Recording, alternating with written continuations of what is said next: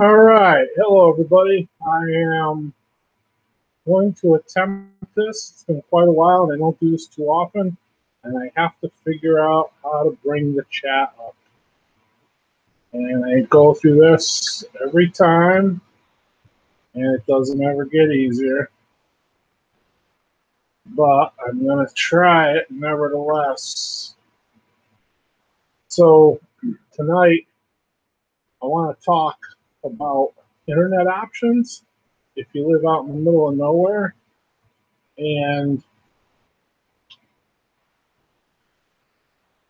I've struggled with this myself because it's been a long, hard road since I moved down here, and this is really going to drive me crazy if I can't find the chat.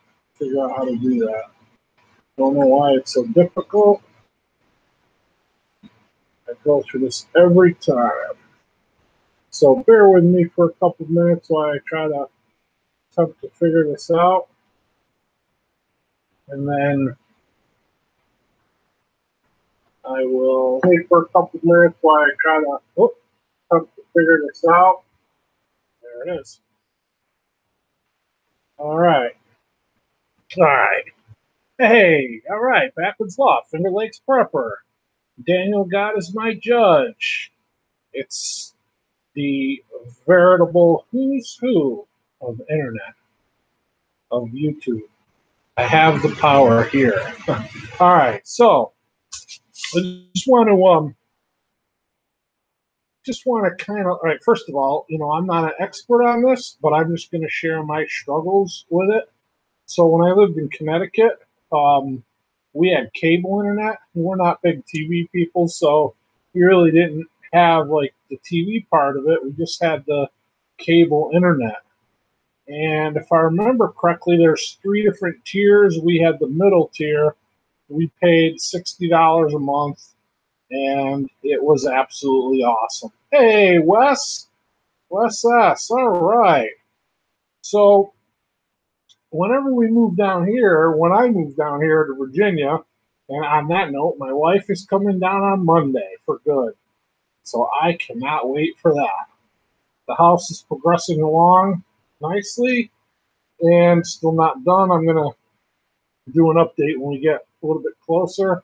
I still got to hang the doors and trim, but we have sinks, we have all kinds of stuff. The appliances are coming sometime, hopefully this week or next week. But I digress. Back to the internet issue. So, thank you, sir. I appreciate that, Finger Lakes Prepper. Um, so, all right, internet. So we had the cable, and again, like I said, we didn't have the TV. We're not big TV people. And down here, I got Tommy from Off Grid Nation gave me a little mat antenna you just put in the window. We get some channels. We get pretty decent elevation down here, and I can watch, like Andy Griffith, MeTV, that kind of stuff. Again, we're not huge TV people, but I do have that if I need it. We, my wife mainly, and me too, shop on Amazon Prime. Amazon. So we have Amazon Prime, which has a video service. So we can watch videos and stuff through there if we want to.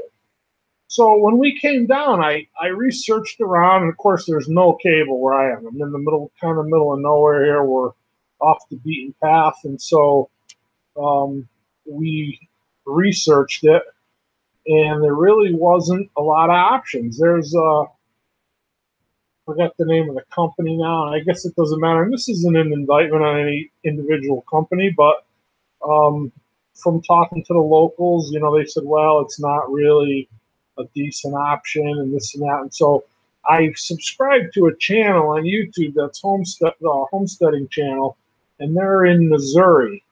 And they recommended HughesNet. And HughesNet has this, Gen 5. It's the new, I'm not a techie, right? So when they start talking about all this stuff, it's like I'm listening to the teacher from Charlie Brown. But hey, Ashton Playstead, how are you, sir?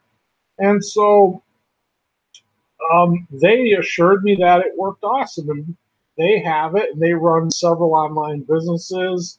They run their YouTube channel, they run their Patreon channel, they do live streams, they do everything. So I thought, like, okay, that's a pretty decent option. I think it was about the same as what I was paying for cable, the $60 a month. Um, Gen 5, HughesNet had kind of a bad rap, right? But supposedly they launched this new satellite. And because I'm kind of a technological noob, I assume that if something's delivered by a satellite, via satellite service, it's going to be the same everywhere on the face of the planet, right? Like the satellite's in orbit. So it doesn't matter if you got trees or mountains around you. So I thought, but they had it. They claimed it was awesome. Bottom line, we hooked it up. Now there's no way to find out until you get it. They won't come out and like do a test or any of that. So we signed up for the 2-year contract. We got it. It was absolutely horrible here.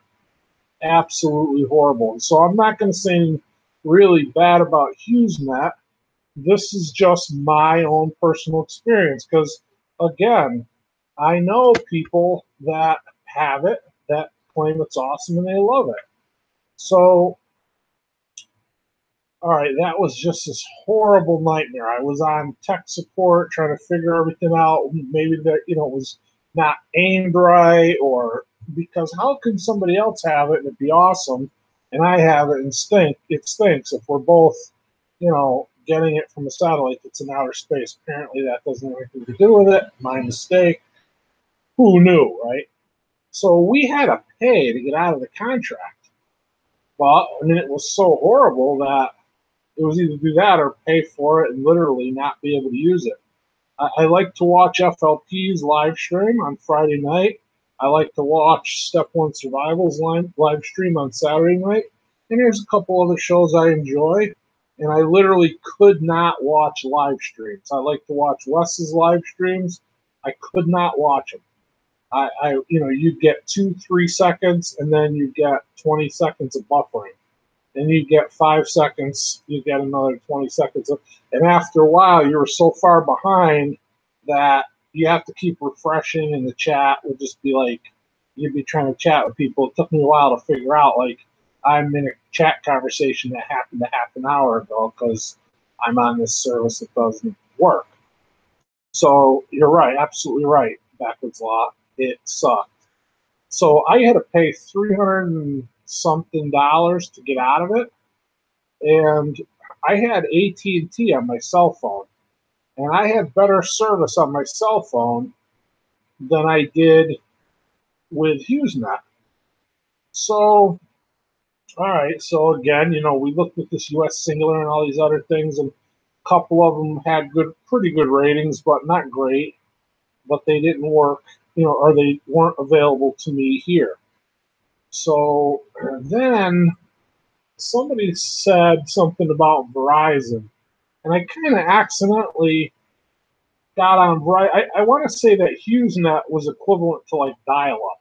I think back in the old days when internet first came out and I had Net Zero, it worked better than HughesNet. Of course, there was no like YouTube back then or anything, but it literally was the HughesNet was literally unusable. So my wife, God bless her, I love her, she's awesome. She is a phone person. Like, she has to have the newest, best phone, and she doesn't shop a lot for herself. She doesn't spend a lot of money on herself.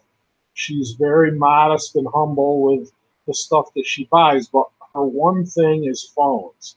So, like, she was an iPhone person, and she had to always have the new iPhone. Out of the blue, she says, I want to switch to Android when I move to Virginia. And I said, well, you tried to do that a couple years ago, and then you couldn't deal with it, and you end up having to switch back. And she said, no, I really want to do it, just for whatever reason. So she's shopping for a phone.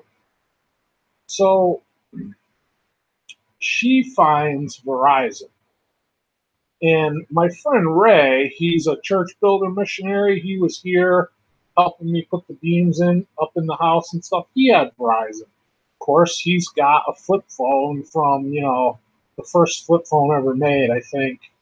And like it's been through the ringer and he can't get internet on it, but he had full bars with service, with his phone service. So we get looking at Verizon. And of course, like everybody else, and I'm skittish because I don't have the technical knowledge. So you're literally at the mercy of whatever these salespeople are telling you. And hey, hi Smith and Wesson, how are you? So it's just like everything else. I'm thinking like, okay, yeah, it's great, it's wonderful. That's what they're telling us. What's it really going to be like? And so I told my wife, I don't know. I don't know what to do. Like, really, that's what it came down to. I racked my brains for 3 months down here. Couldn't watch any live streams. I just don't know what to do. So Father's Day, she gets buy one, get one free deal on the phones. And they're with Verizon. So she wants this new Samsung S9. I'm afraid of having a nice phone because I destroy them because I work and then I'm in a construction zone here and next thing you know the thing's smashed, and so I always like to get the $100-ish phone, like right in that range. Does what I gotta do. I don't really. So she announces that, okay, I bought this Samsung S9 and it comes with another one for free because we got buy one get one free. And I signed us up for 2 years of Verizon. They got internet. We got this mobile hotspot thing. And she tells me it's going to be like, oh, I don't know. I think it's going to be like $207 a month. I'm thinking like, are you kidding me? $207 a month. Well, you start dissecting that, right? Like we were paying 120. I believe it was 120. She pays the bills. I'm not 100% sure, but I want to say we were in the 115 120 range for the service we had on our two AT&T phones. And she had a little bit extra data and a decent phone. I had the cheap phone, which I bought outright. Whatever, was 100 and something. I want to say 120. I'm not 100% sure of that. And we're paying now $60 for the HughesNet, which doesn't work. So now we're at 180. So it's not too big of a jump from there to the Verizon at 207. Plus, I got a brand new phone that's probably nicer than I really deserve because I'll end up breaking it, whatever. But it is what it is. So I'm thinking like, yeah, that's okay as long as it works like it says it's gonna. And so far, I don't have a lot of, prior to getting it, I didn't have a lot of optimism about it because I've been through it before. And it never does work the way they say it's gonna. So we get hooked up on Verizon and we gotta go and we're moving, and I think that's why when she bought them online, they went into this fraud protection thing. They put a hold on the order. It was a nightmare. And nobody could ever believe that this is not an exaggeration, but I am telling you the absolute truth.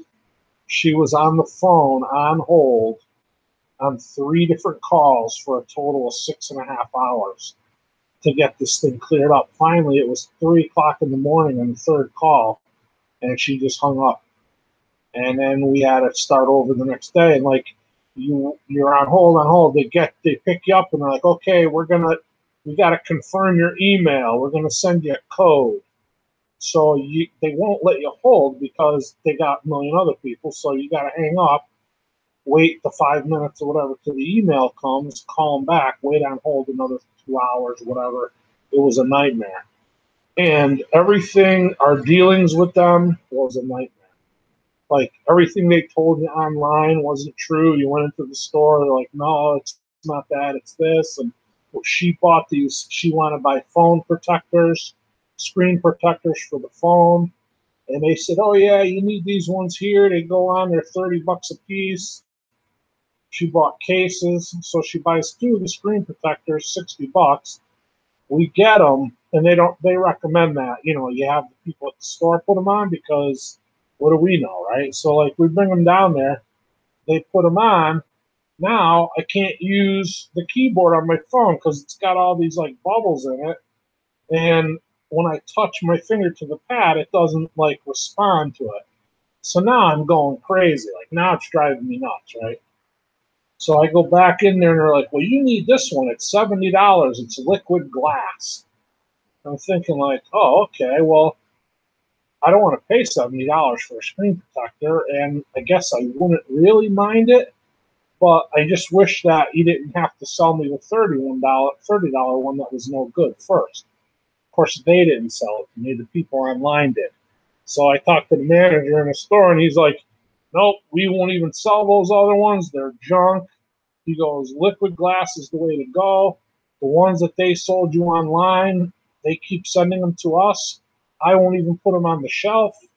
They're no." I'm like, "Well, that's good to know. Too bad, like, the people down in corporate or wherever you call to get these deals online don't feel the same way." So like one part of Verizon's telling you one thing, one's telling you another. This goes on for days. It's literally like I literally get agita if I had to like call them for any reason. And so okay, that was Father's Day, right? So what's that? The 17th of June. So on the 20th, 20 something, the phones come. We get through the screen protector nightmare. I'm ready to like, I try to be a calm person. I was not calm. I was like livid is the only way to describe it. So once the thing gets up and running, and one good thing, I talked to the lady, the salesman at Verizon, because we were going to get this thing called Jetpack, and it's supposed to give you extra internet because we're like internet junkies. Like we just suck up the data. So she tells me, "I don't think you need the Jetpack." I says, "Really?" She goes, "It's an extra $20 a month. You want it? Go ahead and get it." She goes, "But I'm going to tell you that if you if you want to get it, you can get it now. You can get it a month from now. You can get it a year from now. So why don't you get up and running, run through a full cycle and see. And if you need it, you can always come in and get it. If you don't, you don't." So that sounded reasonable to me. And there were several different plans. We got the middle one. It's called like, I don't want to misquote it, but it's like Beyond Unlimited or something. And so like I said, it for 2 phones, and we're paying for one phone, the price of the phone, which is $30 a month, and we got the other one free, plus all the services, the hotspot, whatever. It's 207 a month. So I thought to myself, okay, well that was good. Maybe I could save that $20 a month, and I'll run it for a month. If I need it, I'll come back in and get the Jetpack. Wow! I get the thing home. I get on it. Now I'm watching live streams. I'm doing this. I'm doing that. I'm doing everything, right? So the phone comes, each phone has 22 gigs of data. The hotspot has 15 gigs, and supposedly that's on each phone too. Now, my wife hasn't, her phone's sitting here in the drawer. She's coming Monday, so she hasn't really used her yet. So I'm not sure if the hotspot is shared. I believe that they claim that it's each phone. So within like a week, well, probably 2 weeks, I sucked up all the data, all the hotspot data, because I'm on a laptop. So I do what they call tethering, right? Or not tethering, hotspot. I go into settings, I hit the hotspot thing, I go on my laptop, there it is, I click it, I'm connected. Now I'm watching live streams.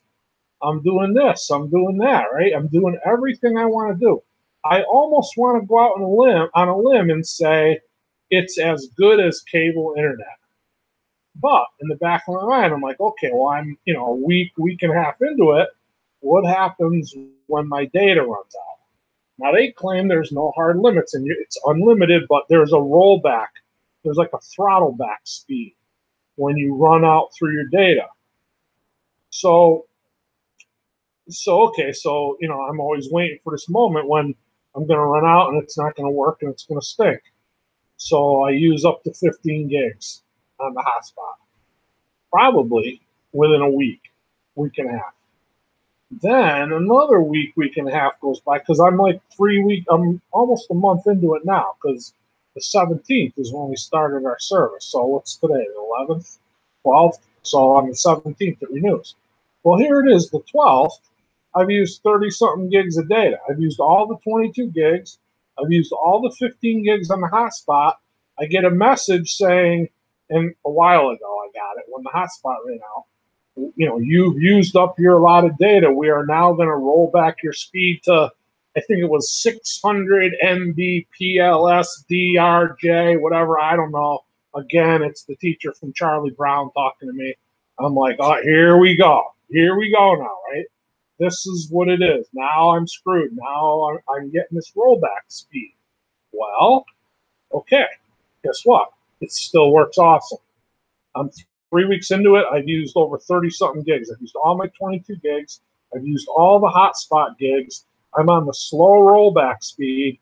I'm still watching live streams. I'm still doing everything.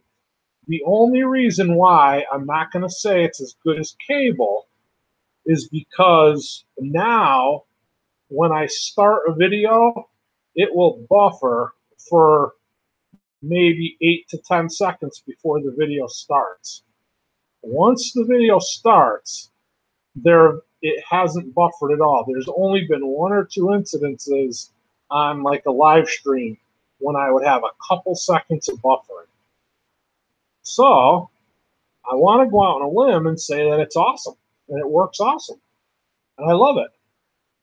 Now it's not cheap, right? But it works. So let me try to catch up on the comments here because I'm rambling on. Daniel's saying, Tim, I have Verizon and they're a pain where a pill won't reach. They're a pain where a pill, well, they are. Like, okay, Daniel, I think if you're referring to like dealing with them, like, right, like I get agita if I have to call them. I don't ever want to talk to them. They're arrogant, they're snotty, they tell you conflicting things.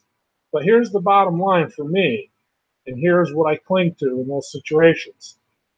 The service, not the customer service, the internet service is awesome. And it's really my only choice. So now Backwoods Law saying extra money to mow there in sales, not customer satisfaction. That is someone else's worry. Right. Well, that seems to be true. They are not worried about it. I would agree with that 100%. They could care less if you're happy or not. And I think it's because, again, they know that they've got probably the best network, the best service. They're like, what are you going to do? You live in the middle of nowhere. You want internet? You're going to deal with us, or you're going to not get it because you can't. There's literally, for me, no other options. I've researched every company. Like I said, I tried HughesNet.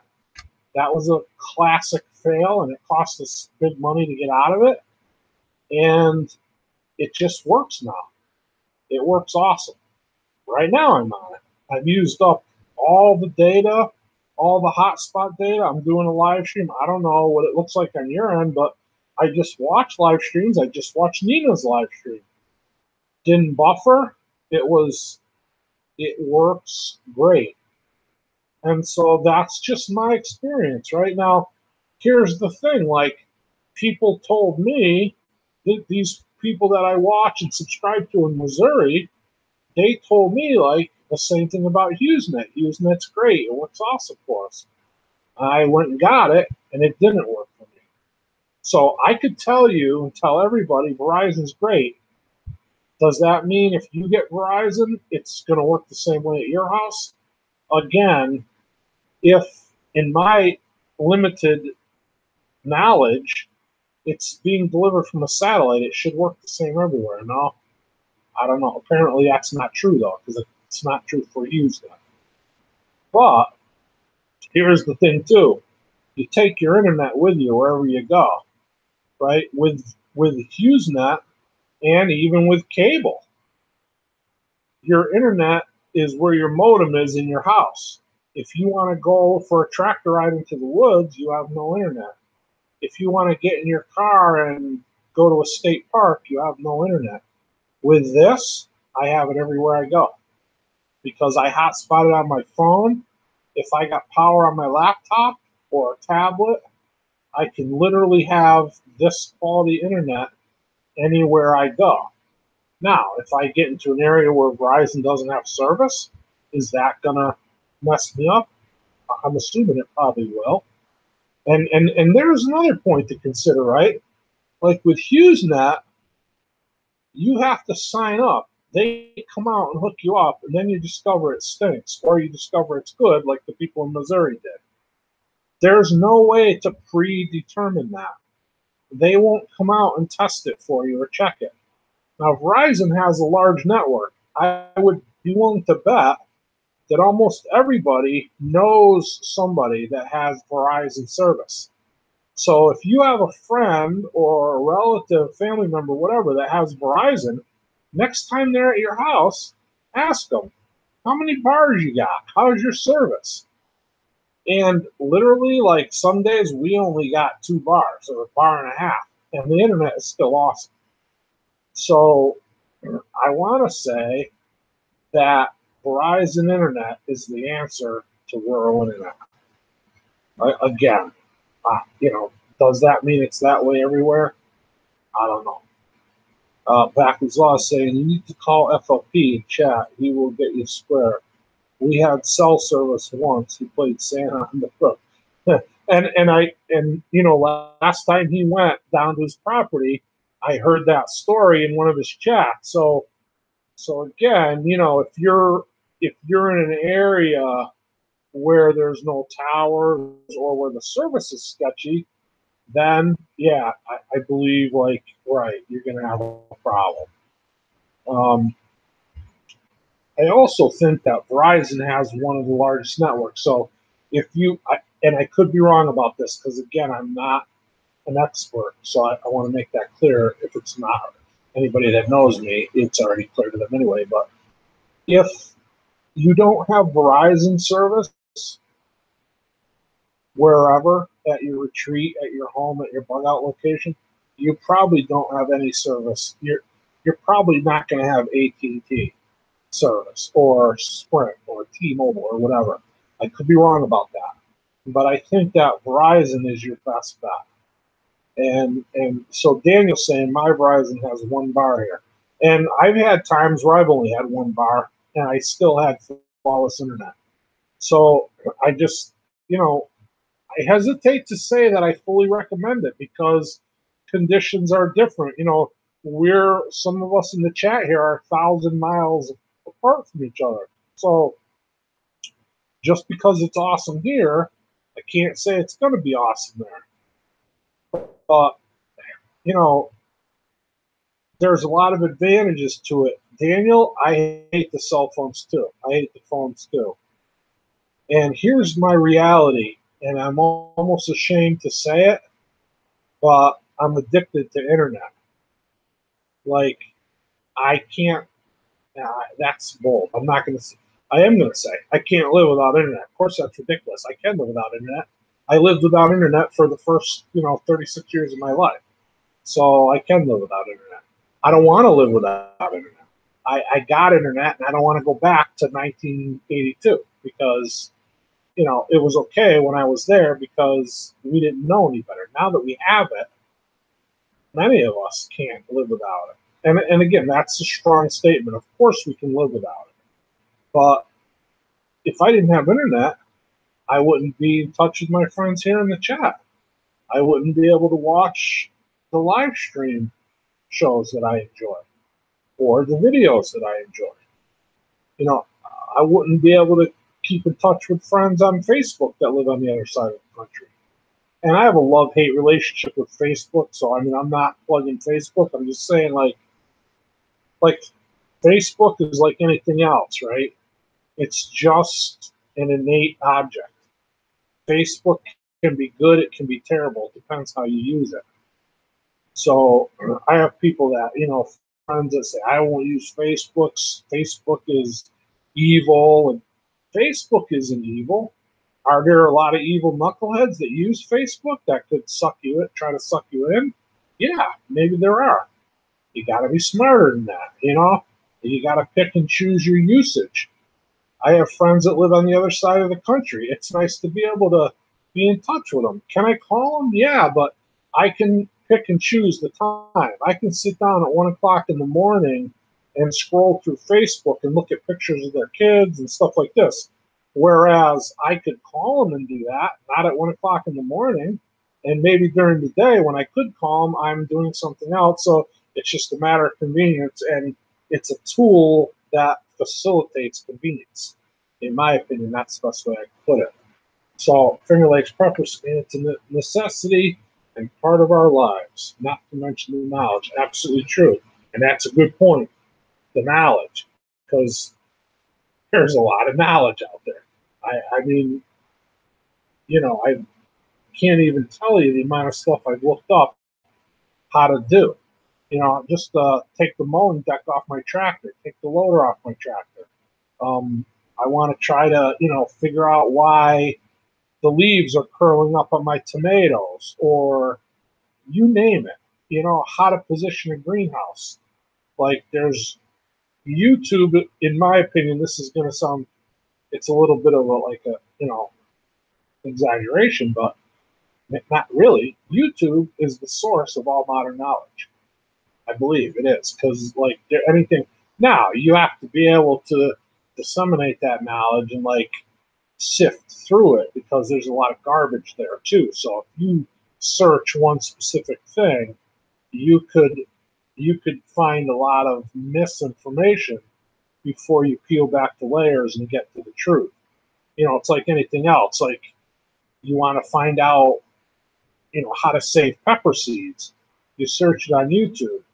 If there's 18 videos and 15 of them are in agreement and the other 3 are some ridiculous things, guess which ones are probably true, right? It's like, like the Bible even says, right? Like from one or two or more witness, I'm paraphrasing, I can't think of the verse, but, there's truth in multiple witnesses. So that's true on YouTube too, I believe. So just to say that if you struggle with internet and you can discern or determine that you have Verizon service available at your location, then I honestly believe this is one of your best options. And now, Finger Lakes Prepper, someone back in the chat, he said he had Verizon. And I know he's had issues at his retreat. So maybe that's just an area where there's not going to be any internet service available. And that's, then again, on a retreat like that, you may almost be happy that you don't have it. So he's saying, I got to head out early morning, catch y'all tomorrow. Good night, FOP. Thanks for stopping by, bud. I appreciate it. You have a good night. I look forward to your live stream tomorrow and hear about your trip. And so anyway, I won't keep y'all on here long. I didn't really have much else of an agenda. I just wanted to kind of share that with you, and I decided to do live in case anybody had any questions or whatever. So Backwards is saying we got it up. So you're saying that you did have internet service? Is that what you're saying, Backwards? LOL, and there's 4 bars, 4G now. All right, so that's great. So, and they're, according to the salesman down, I always take everything they say with a grain of salt, because of course they're trying to sell you something. They claim that they're in the process of upgrading their network to 5G. So like now we're on 4G, and when I use all my data in a situation like I am in right at this moment, I am kicked back to 3G speeds. And within a year, they claim that everything is going to be 5G, and when you use all your data, you'll be kicked back to a 4G speed. So it's only going to get better, and it's awesome. I can't say enough good about it. And for us, it was a long, hard road around, and it cost us a lot of money to get to where we are. And it's a little more expensive than I would have liked to pay. But like I said, when you consider we got the phone services, and um, my wife and I differ a little, because if it was me, we would both have $100 phones that we paid for. So that would knock $30, $33 a month off our bill right there. So now we'd be down to 277, or I mean 177, and then we'd be right about where we were, because I believe paying for the HughesNet with our AT&T phones, which were paid for, our phones were paid for, so we only had the service. I believe we were at, again, 120 for the phones, 60 for the HughesNet, brings you to 180. So theoretically, we could have this same plan on Verizon if we owned our phones and be at 177. So the thing that puts us over two is because we're paying for a phone. And it was like my wife, she reasoned, and it's a good deal, and she does like to have the nice phone. And so, again, like I said, she doesn't buy a lot of stuff for herself. She's not a frivolous shopper. That's her one thing that she enjoys. I certainly wouldn't try to take it away from her or tell her she couldn't do it. And so she shopped it, and she just happened to get the deal on Father's Day, so she bought that phone, and I got one too. When my phone breaks or smashes on the ground in a million pieces, I'll probably not buy one for 33 a month and pay for the rest of my life. I'll probably go out and spend $100 or the cheapest I could to get the bottom of the line smartphone. Night, FOP. Take care, brother. But I think, that's just, and so now that those screen protectors, like, let's talk about that for a second. They got this liquid glass. So I'm looking at it like, this guy's a snake oil salesman. He charges me $70. He pulls out this little, like, it looks like an eyedropper vial. It's got about 8 drops liquid in it. And he, first he cleans off the screen, and then he takes the dropper of the bottle and he dumps it out. And literally, it was 8 drops. I don't know, 6 drops, 8 drops, 10 drops, whatever. It was a very little amount of liquid. And he rubs it onto the screen. And then he waits, and this, like, little haze comes on the screen. He wipes it off. Waits another minute. Little haze comes up again. He wipes it off again. I said to him, "You gotta be kidding me." I said, "That's $70?" And he says, "Yep." He goes, "These are the only ones we sell." He goes, "They're awesome." I said, It's an illusion." I said, "It's like there's nothing on that screen." And he said, "That's what it looks like." He goes, "Looks like there's nothing on it." So he said, if you could find episodes of Shark Tank reruns, he said they debuted this stuff. So they took a phone and they put this 8 drops of liquid on there, and they put it in a tube, and they dropped a ball, like a bowling ball type thing, from 10 feet, and it hit the phone. And they had to do that like 15 times before the phone even had the slightest little crack in it. And I'm thinking, like, okay, like, I dropped mine on the floor once and it has spiderweb cracks on it. And he says, it's so awesome that if that happens, it's going to pay for $300 something toward repairing or replacing the phone. If your screen on this phone cracks with this liquid glass, or whatever, I think it was called liquid glass, then I registered it when I got home, the warranty.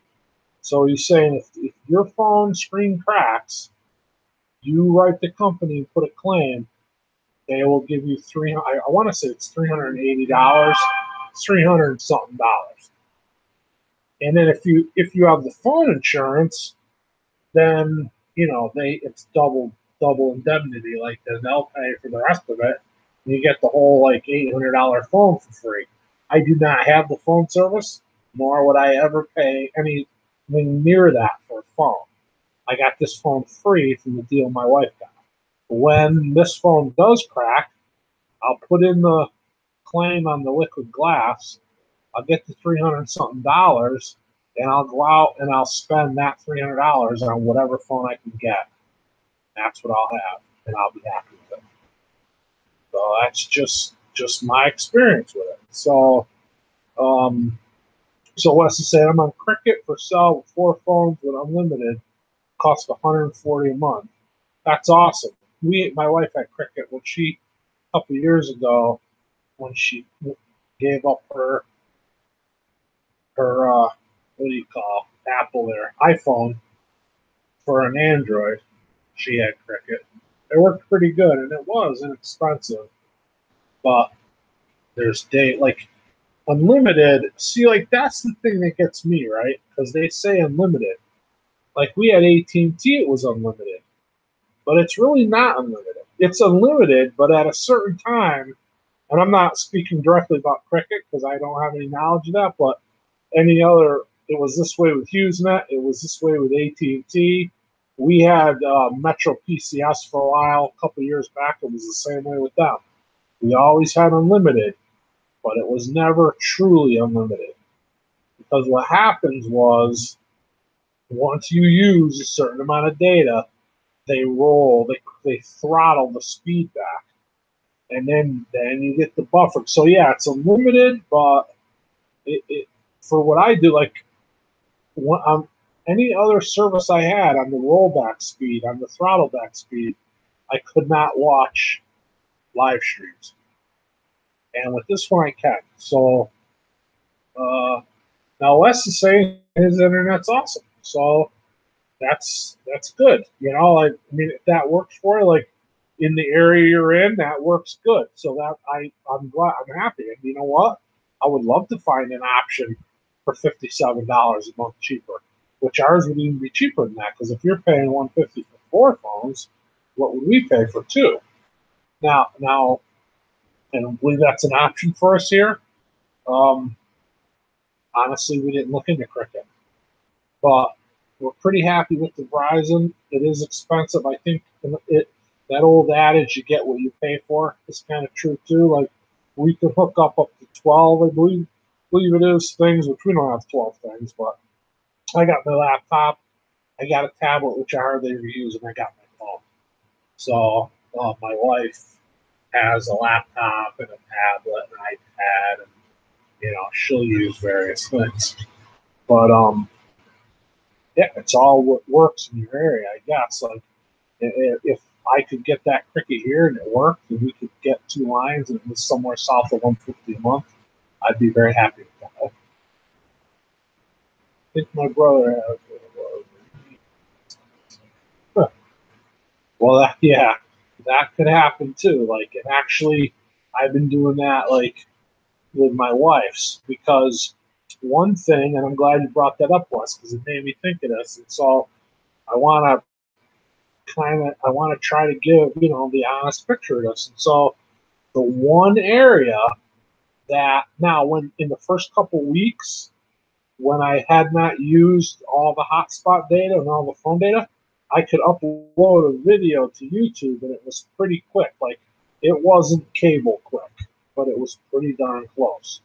Well, on the rollback, on the throttle back speed, I don't have any problem watching videos, but I went to upload a video the other day, and it was like somewhere south of 12 minutes. It was 11 minutes and change, and it was going to take 2 hours and 50 minutes to upload it.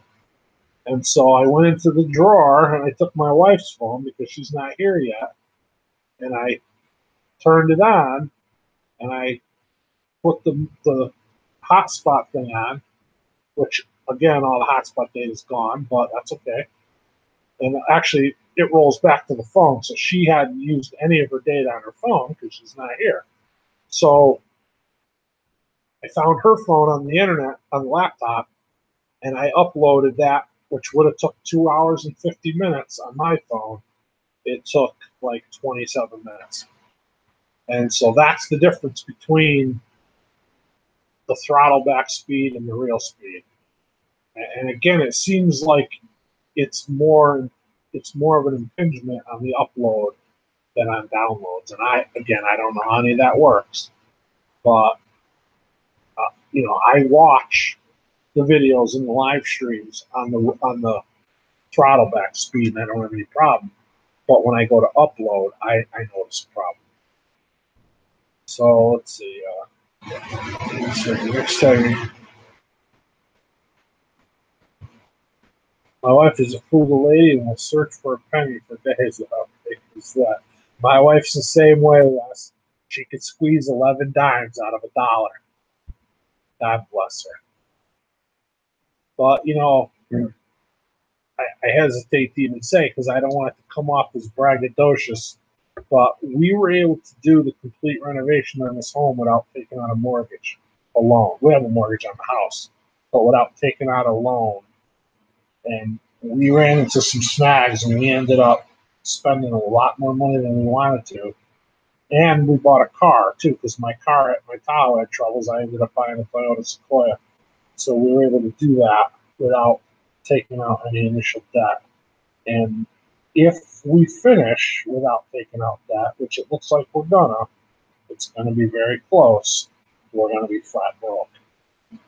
But the reason we're able to do that is because of my wife.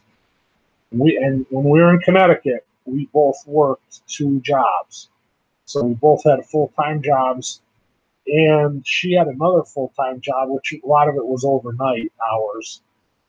Sleeping hours. We had a lady with developmental disabilities that we took care of. So my wife worked another 40 hours a week there. And again, like 30 of them were overnight. They were sleep hours. So she's getting paid to sleep. So it's not like she was working 80 hours, although she was working 80 hours. And I worked about 25 to 35 hours with that same lady. And I had one sleepover shift. The rest of mine was like weekends. And so like we gave up a lot of our weekends. We gave up a lot of our time together. The last 3 years I worked there, I stayed with that lady every single Saturday and took care of her. And not every single Saturday, because if I wanted to do something or have plans, my wife would fill in for me. So it worked good. The 2 of us worked together. But my wife, she put us on an allowance, and that was hard for me because I'm the kind of guy that I see something I like to buy it. And that's always how I operated, much to my own detriment.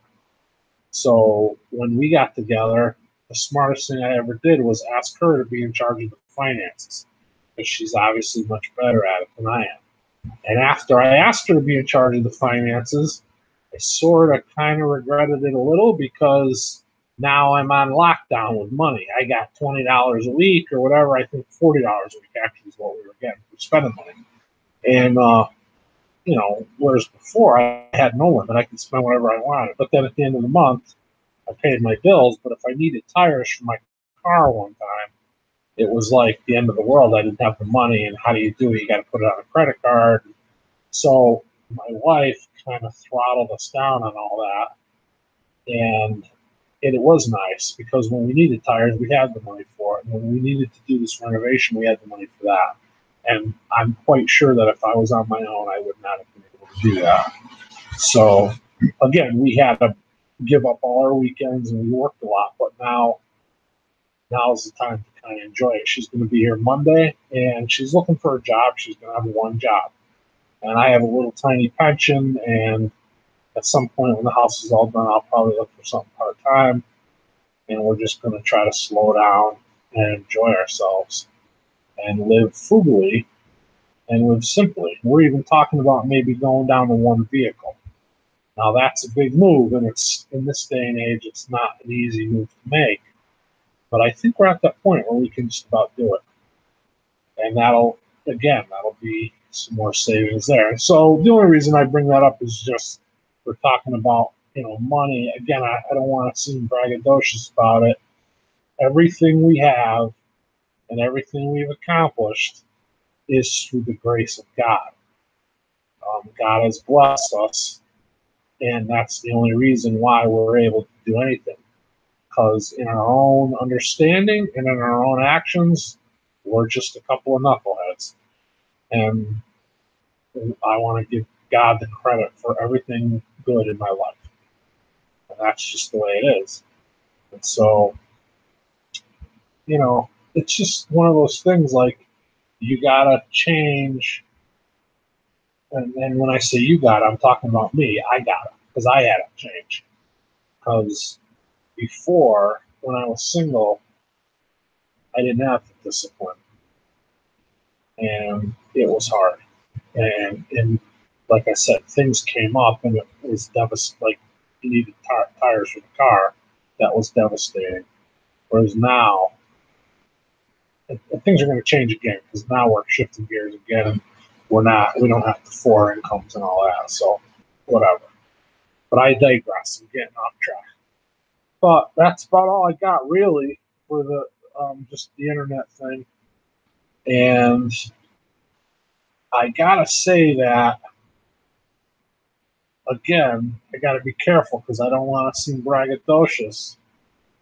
But the house is coming out awesome. And so again, that's not me. That's God has blessed us, and He's brought the right people into our lives too. Because I work my finger to the bone here, and I try to do everything I can. I did all the gutting, I did the wiring, I did the plumbing, I did a lot. But I also have to be smart enough to know what I can't do. Because I'm more of a broadsword than a fine scalpel. So I can gut the place and tear everything apart and do all that. But when it comes to like doing the trim, I'm not going to touch that because we want it to look nice. And by we, kind of mean my wife wants it to look nice because I really don't care what it looks like. Because like if it was me, right, this is the difference, kind of the difference between us. This might be a slight exaggeration, but it's not a real exaggeration. If this was up to me, I would have open 2x6s or 2x8s for shelves in the kitchen. I would have plywood countertops with contact paper on them. And I'd have a brand new shed out and back with a 2018 Street Glide sitting in. But my wife, she went in a different direction. She wanted a nice kitchen with nice cabinets and nice counters. And because of that, not only is there no 2018 Street Glide in my future, I also had to sell my 2002 Road King, which was almost as good. And so that's just a fact of life because it got to the point, I did a little video, I mentioned it in the video, but got to the point where we were running out of money. We were running over budget. So we were faced with a choice. We can sell the Road King or we could take out a loan. And again, if it was my decision alone, I might have opted for the loan. But we talked about it, and she's right. My wife's right. So we sold the Road King, but now we don't have a loan. That's just what it is. That's just the way it is. Again, everything's kind of like that here. There are certain things, and we compromised right from the beginning because I probably could have had that Street Glide because we looked at houses in the town that's near here, and we live not too far from Martinsville, which, if you're a NASCAR fan, you might be familiar with Martinsville. And so in Martinsville, you can buy, or 2 years ago when we bought this house, we looked at a house that was on 1 acre, and it was about the same size as this house, and it was $87,000. And it did not need a thing. It had a brand new roof. It had a brand new kitchen. It had brand new windows, new heat, like it was mint inside. And the yard was a little sloped and it was long and it was narrow. And the neighbors were, there was neighbors on each side. If you sat out on your front porch and rotated your head around as far as you could in each direction, you could probably see 6 to 8 houses that you could throw a rock at and hit. And that's okay. My wife kind of liked that because she's a very outgoing person. She would love to stand at the fence and talk to the neighbors. And me, I'm like, if I can't walk out into the backyard and take my pants off and pee in the lawn, then I don't want to live there. And so that was a compromise because where we are here, we've only got a view of one neighbor. He's across the street. The back is surrounded by farmland. It's absolutely private. And it was a little bit cheaper, but not much, but it needed a ton of work. And I'm kind of almost thankful that we didn't realize how much work it needed when we bought it, because we probably wouldn't have done it. But I'm very happy, and so is she, that we did it now. So we came full circle, and that's one of those compromises where she wanted to go in one direction, I wanted to go in another direction, because for me, I wanted to have 10 acres. And I didn't even care if we had a house. I would have got one of them sheds delivered on the truck and lived in that on 10 acres and been happier than a clam. That was my preference. Her preference was live in the decked out house in the city and have the neighbors all around us where we can talk to them every day when we want to. And so the compromise was live on 2 acres where you can only see one neighbor and you got privacy in the back and all around. And that's a compromise, and that's what we did. And so that's where we are. And so, and we're both very happy because now that the house is getting done, she's seeing the vision. Like, and this isn't an indictment on women, and it's stereotypical to a degree because obviously there's exceptions to every rule. But it's been my experience that men have a little more of a vision for things like this. Like to walk into this house when we bought it, it was a dump. It had tiny little rooms. It was all closed in. It stunk of dog urine stains in the carpets, and the paneling was black and caked with cigar smoke for 50 years, and you almost wanted to puke. And so she didn't really have the vision to see what it could be. And I kind of did, and she never did. But she just trusted me and said, if you're sure that it could be what you're saying it could be, then let's do it. So we did. And now it is all that and more. And I'm going to do a video just to show everybody because once I want to get the appliances, and I'd like to get the trim done, but that's kind of a snag for now too. So that might have to wait a little while. But anyway, whatever.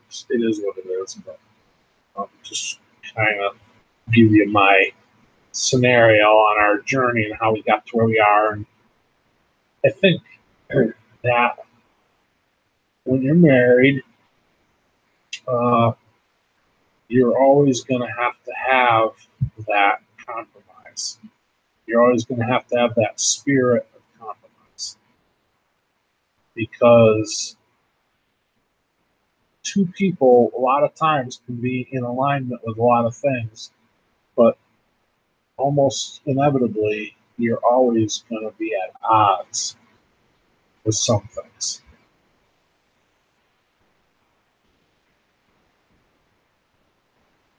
But that's just the way it is. So let's see if I'm missing. I'm rambling on here, and I haven't been watching the. Looks like there's completely different conversations going on in the side chat. Anyway, that's fine. So,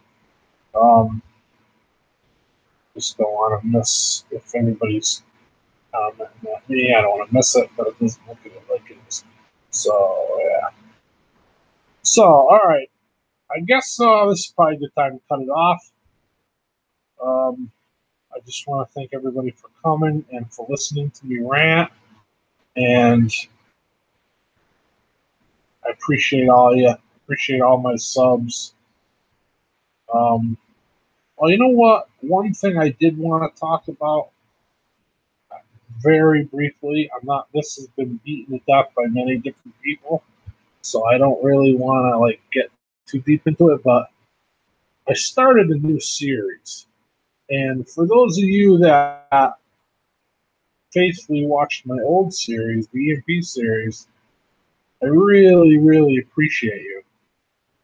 But my new series is on Patreon exclusively just because of the censorship, the demonetization issue here. And I think, again, I don't want to really go down that rabbit hole, but like I put up the first video of the new series here on YouTube, and literally within seconds, it was demonetized. And it's one of the few ones that I put in for the request to have it reviewed, and they reversed it and let me monetize it the next day after, of course, all the views that I got. 90% of them had already passed, so whatever. But that happens all the time. And I started losing a couple people on Patreon, and I felt that because they're, Patreon's a paid platform, I wanted to try to provide a value there. And anyway, it was a very hard decision. But my new series is on Patreon. And so I just wanted to mention that, kind of explain why. I'm still not 100% like comfortable with it. Because I feel like I got a lot of supporters on YouTube. And I feel like a lot of people enjoyed the content. But then I don't have the right to monetize most of it. But I don't know. Then again, I look at Patreon. If people really enjoy the content, it's $1 a month. So if you look at like what went in, I mean, not that, and I don't even know if anybody in here. There's only 9 people in here. I don't know if any of you really. I know Daniel watched my EMP series, but it had pretty good feedback. And so, is it worth $1 a month if I'm doing an episode a week? Like, that's literally like 25 cents an episode. Maybe it's not worth that. And apparently it isn't, because I've only got 15 patrons. Or 13 patrons. So whatever. Doesn't matter. But again, I guess the only reason why I'm even vocalizing this is because I'm still struggling with it. And so I don't know. Wes is saying you should keep it there. Release after the series. Yeah, that's a possibility too. After the series is complete, release to YouTube. Now, my other series, I did it every week for a year and a half. I think I missed 5, I skipped 5 weeks out of that year and a half. So in 75 weeks, I think I produced, 70 episodes or whatever it was, something like that. So it's a lot of work. It's a lot of work, and I don't know. And okay, like now, Backwoods Law is making a good point, right? He's saying I would, but I have 4 guys I'm supporting right now. Right. And you know what? I completely get that. Because I only subscribe to 3 Patreon channels. I subscribe to Viking Preparedness, FLP, and SOS. And so, like, I get it. Like, right, you can't just keep subscribing to people, because next thing you know, you're paying $30 a month. So that's a very good point Backwoods Law is making. And then, then you have people that they won't pay for content just out of principle, and I respect that, and I get that, and so on my channel, if I mainly write stories, not everybody's into that either. So just because I look at like someone like Backwoods Law just said I would, but I have 4 guys I'm supporting right now, right? I make that point. So maybe he doesn't really, not, I'm not going to say he doesn't like it or enjoy it, but maybe that's really not his thing. Like he likes the prepper. So if you're a hardcore prepper or survivalist, then you're gonna, if you've only got allotted so many slots a month to support Patreon, guess what? You're gonna support the prepper channels and the survivalist channels because that's what you really enjoy. If you're not someone who likes to like getting engulfed in the story, then you won't subscribe to a writer's channel like mine. And I understand that. And I try to explain that in my, when I made the decision to go and I put the intro to the first video, I tried to tell people I don't hold any animosity toward anybody who doesn't follow. Like, I completely get it. I'm the same way. Like I said, I subscribe to 3 Patreon channels. Like, no, we can't just keep adding them because next thing you know, you're paying $30 a month. But I do have people that have commented on my YouTube channel how much they love the stories and they wait every week and they listen with their wife and they're riveted by it. But yet they choose not to spend $1 a month and that's okay. That's okay. But then on the other hand, do they have a right to be upset that I moved it to Patreon because of, and that's a hard thing too because it can't always be about money, right? Like it shouldn't always be about money. It can't always be about money.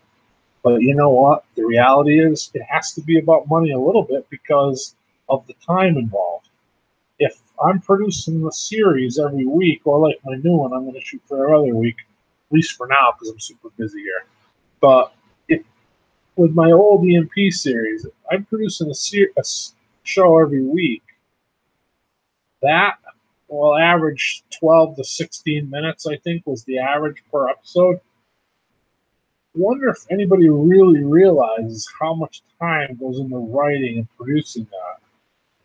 Like, there's not a lot of video editing. It's just pictures over a narration. So the actual video production is very minimal. It's not like doing videos.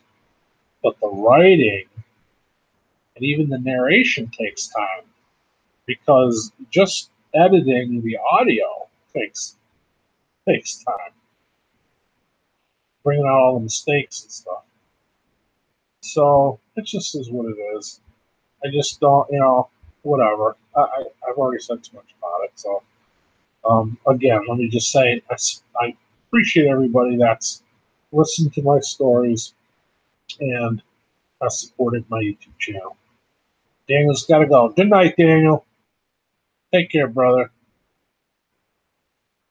Be good. All right, everybody. I think I'm gonna kind of wash out here too. Nobody's got any comments or questions. Let's see. What's the same, Timo? You can do a support button, and you can do a live stream and do the super chat button. And yes, I know how much goes into writing and reading of a story. For me, anyway. Much love to Old as Dirt saying, has anyone checked out the Health Ranger? He started a site much like YouTube. Promises no censorship. No kidding. I'm going to check that out. And going back to Wes's comment there, yeah, I guess so I have PayPal and again, I don't solicit for it. And I've never gotten a donation or whatever from any of my YouTube videos, like my story videos. And that's okay because I wasn't, like I said, I didn't solicit for it. There is a link somewhere there, PayPal, but I don't put it in the videos like, if you want to, and maybe I could. Maybe that would have, and maybe that's a better option than going to Patreon. I don't know. And I guess for me, it kind of took on a life of its own because I already had the Patreon channel. And so I got to the point where I was feeling like, okay, I got these 11 people that are paying me $1 a month. What am I giving them for that? Because everything that I'm putting on there, they can get on YouTube for free. So I think a lot of it had to do with that. And then try to grow that from there. We'll see where it goes. But much love back to you, Wes. I love your videos. Wes, I gotta tell you, I love the barrel canoe video. Can't wait. I can't wait to see that. I gotta tell you, you had me going down. I was looking at all these videos about people making homemade boats and all this stuff. I mean, it is crazy. I love it. I love it. I think, like, and I know that when I first watched it, I had some questions, and then I don't know if I went back or if it came out after. I think it came out after. The design video came out after the first build video, which seemed like maybe it was reversed. I don't know if it really came out that way or if I just watched them that way. But I was thinking to myself, he's got to have some kind of keel on this thing, like a rudder or something. What's going to stop it from just rolling around where his head's underwater? It's a barrel. It's round, right? And then in the design video, I saw the whole thing with the tube eye and how you're going to apply heat to it. I'm thinking like Wes is a diabolical genius. I honestly think you're some kind of genius, Wes, because I don't even know how you think of that stuff or where it comes from. I think if you used your power and your force for other things, you could probably control the entire world if you wanted to. I'm thinking you could be like a Lex Luthor. Or, like maybe like a good Lex Luthor, because I know you're not a bad guy, but like I think you could like run your own like world. Honestly, I mean, I don't even know where this stuff comes from in your mind, but I just want to tell you, I love it. I love watching it, and I can't wait to see the rest of it. God bless you, Wes. I love your channel, I really do, and I like watching your live streams too. And that's another thing why I'm glad I got Verizon, because now I can watch Wes live and FLP live and SOS live. So Wes is saying I had a hitch up on the yacht, but I still ain't scared. Oh, I had a hiccup on the yacht, but I still ain't scared. World domination is back on me. Well, Wes, if you're gonna endeavor to dominate the world, you are gonna need some kind of flotilla. So I believe you've got a good start in that direction. This could be the first in your fleet, and so that's awesome. Now, I'm a lot heavier than you, so like it could hold you, but if I made one, it may not hold me, right? But that video I sent you, that guy that made them out of the pickle barrels, like that's awesome. But I don't know if I sent you that one. I sent you the one with the guy with the motor. He's going backwards. But there's some like crazy things. They're making the floats out of big PVC pipes. One guy made them out of 4-inch, and then it rode a little low in the water, so he upped to 6-inch. I'm thinking like, okay, what if you got the pickle barrels and used them as the pontoons and like made a pontoon boat? Then I started searching it, and lo and behold, there's people that did it. Like it's awesome. One guy made a barge, a party barge. He used I don't know, a couple dozen barrels, and he built a wood frame over it. And he had like a whole bunch of people out there. It's just cracks me up. And and I always wanted a pontoon boat, but could never bring myself to spend the money. Now I'm looking at that like, okay, the barrels are 25 a piece. You get some lumber, you throw them together, you got a pontoon boat, right? Maybe, I don't know. It's funny. Well, I give you a lot of credit, Wes. The motorboat PVC thing, I was impressed with the courage. Yeah, I know he was going backwards. You can't make that stuff up, really. Impressed with the courage. You're exactly right, because you get out there, I mean, you could have catastrophic failure. I guess if you know how to swim, you're okay. It's not like you're in the ocean with like great white sharks and stuff, but there could be alligators. I don't know where it was. Yeah, it was too funny. Uh, uh,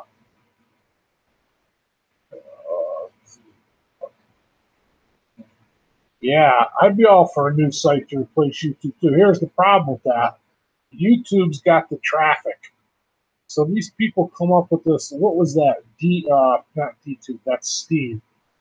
There was one, I can't even remember the name of it now, but I subscribed to it and started putting videos on it, and then they shut down, right? Somebody probably knows which one I'm talking about. I'll say the name of it, but I can't think of it offhand. But, like, that's the problem. If you want to put a video up and get 3,000 views, it's got to be YouTube, because where else are you going to get that kind of traffic? Now, could some of these other sites grow to that traffic? Yeah, maybe, but it's like everything else. YouTube was first, and they got the most people. I think that's always going to be the case, right? Could be wrong. I hope I am wrong because I'd love to see somebody knock YouTube out of the box, but I honestly don't see it happening. But and I think I had 30 or 40 subs, and I was getting a little traffic, but I never was able to monetize. I don't know what the stipulations were for monetizing, but whatever it was, I think you had to have 50 subs. I think I had like 36 when they went under. So I was like building it, but I never got to that point. But, yeah. All right, everybody. Thanks for coming. Have a good night. I love you all. God bless you all. Take care.